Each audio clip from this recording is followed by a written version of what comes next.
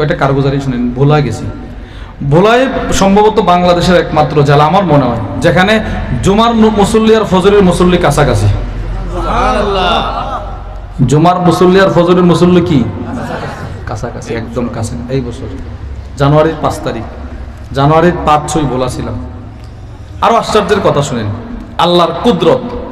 ভোলা যেতে হলে আপনাকে লক্ষ্মীপুর থেকে 35 কিলোমিটার, প্রায় 30 কিলোমিটার সমুদ্রে থাকতে হয়, সাগরে থাকতে হয়। আমরা স্পিড বোর্ডে উঠছি, মাঝখানে যাওয়ার পরে বোর্ড আটকাই গেছে। ওমা, হঠাৎ করে তাকায় দেখি যে ড্রাইভার সে লাফ দিয়া সাগরের মাঝখানে নেমে গেছে, এর পানি এতটুকু। সুবহানাল্লাহ বলেন না। একটু পরে দেখি যে নৌকাটায় আসে আটকায় যায়, জাহাজ একটা আটকায় আছে, 3 ঘন্টা যাওয়ার আটকায় আছে। আমি বললাম যে ভাই এই কাহিনী কি?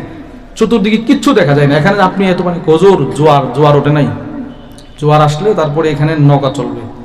পুরা সাগরের মাঝখানে এতটুক পানি, অনেক এলাকা জন্য। মনে করেন আপনাদের পুরো জয়ন্তপুর যে থানাটা, এই জমা, এই জন্য হুজুর দোয়া করছে। হুজুর বলছে আমি দোয়া করতেছি আল্লাহ যেন এই চর ভাষায় ভাষায় যেন ভোলা থেকে লক্ষ্মীপুর একটা যাতায়াতের ব্যবস্থা করে দেন। মানুষগুলো অনেক ভালো, অনেক ধার্মিক, ওই এলাকার মানুষগুলো অনেক ধার্মিক। মানে জুমায় যে মুসল্লি, ফজরের সেই মুসল্লি। আপনি আমার আর অন্য কোনো একটা মাহফিলে দেখান এই পরিমাণ মুসল্লি হয়, জুমার প্রায় সেম জুমার মুসল্লির কাছাকাছি চলে যায়।